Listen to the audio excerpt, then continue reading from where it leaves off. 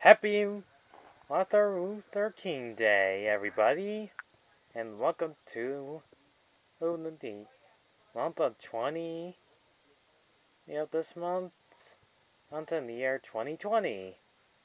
It's freaking awesome so far, and we're about to review a pretty game that's also 20 years old. Well, nearly about 26 years old. What we're going to review is an interesting game that had lots of consoles. Sega Genesis, Mega CD, which is basically the same thing, but Sega CD. Super Nintendo, Xbox One, and PC, Mangai, and even the PC I just said. What we're about to talk about is Out of This World, or Another World, or the title, Heart of an Alien. So here it is.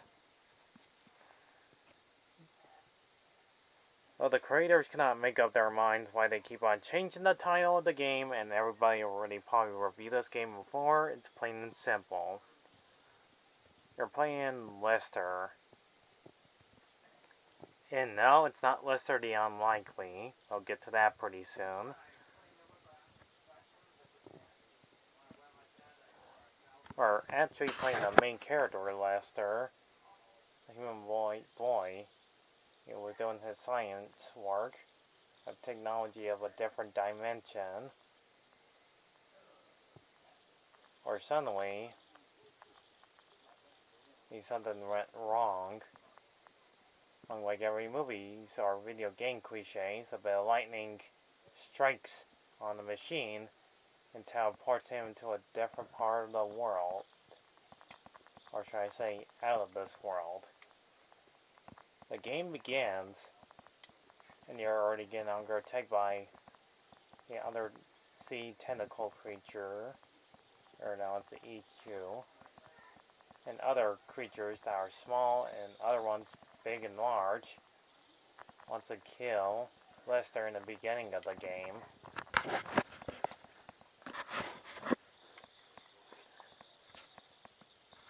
To tell you the truth, I never played this game, and the graphics on here look all 2D dimensional. Oh, it looks pretty great for a game that came out nearly 20 years ago. Oh, before we actually got, basically in 2D animation, and Samurai Jack that looked like this. Game with no outlines, but just plainly a fully colored surrender or animation. This game is plain and simple. You have to play to survive, while an alien on naming, and got a title named Mark, which I'll call him that,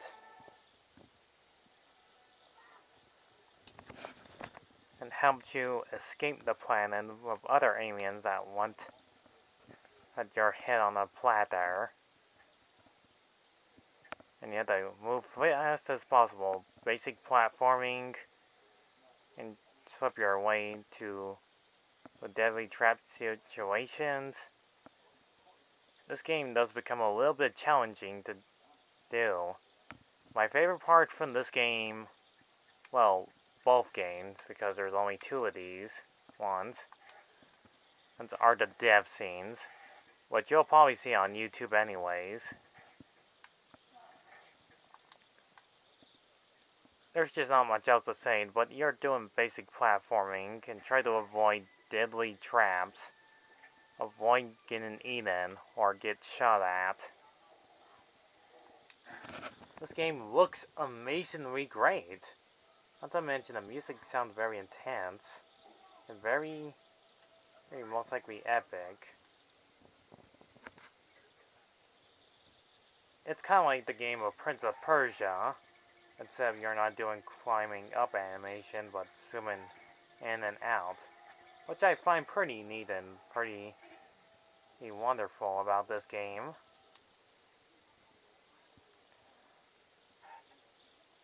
Unfortunately, this game is not too long. In fact, both games are not that long. You can easily beat this game in less than 20 minutes. Just try your best not to die. You do get checkpoints every time the main character dies. And then you have to do your best to shoot at them and get to the very end of the game. Go ride a spaceship and pull a switch. And here's the ending of the game. Now our hero's badly wounded. And thanks to your alien friend, Mark, takes you away. And that leads us to the sequel, which we continue the story right where we left off. You go to some other random planet with our alien is the main character now, playable character, Mark, where he has to fight an evil alien with red eyes.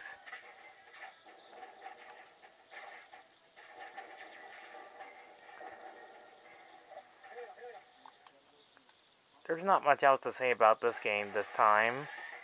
They play basically the same. Instead of playing Lester, since he's a bit too weak now, you're just playing to survive in this one too.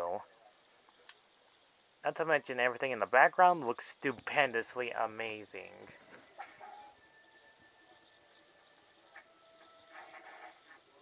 So now you're playing the alien, just protecting Lester to get this far into the game.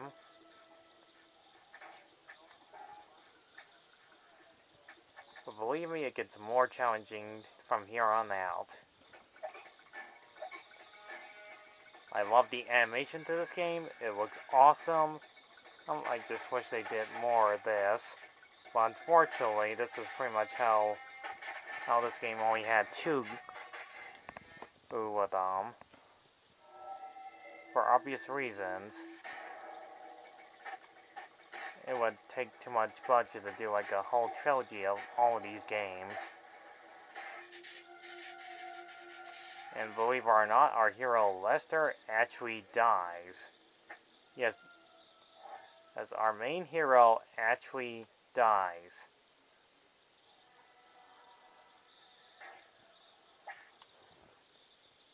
And all your hard work was just for that.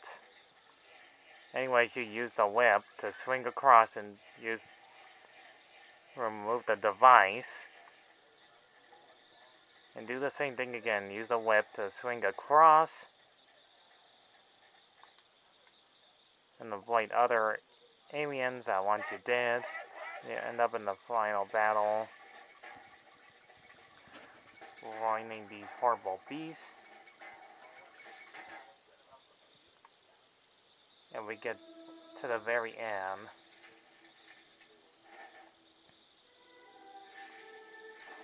Seeing them burning every place to the ground.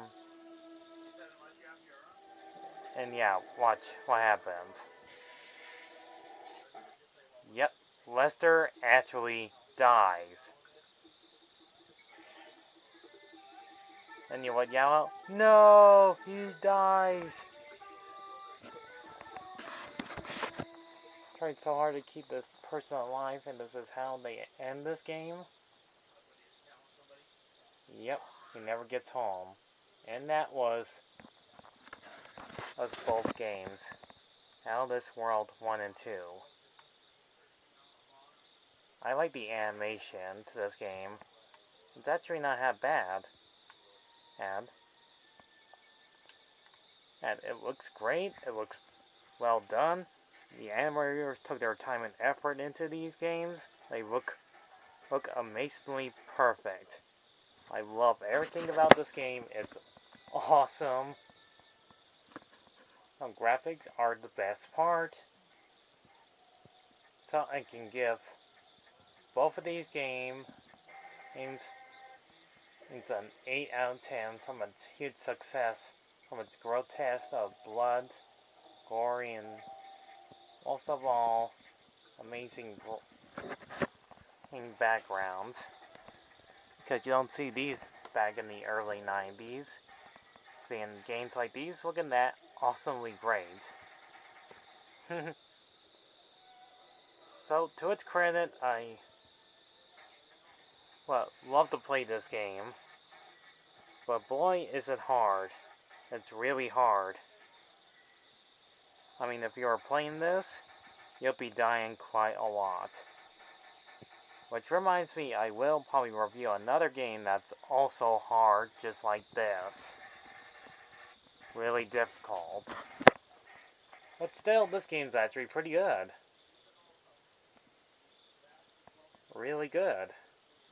The graphics. All I can say is, it's worth buying. So, I'll catch you guys when I review another interesting game that's also pretty hard, just like this one. See you then, folks.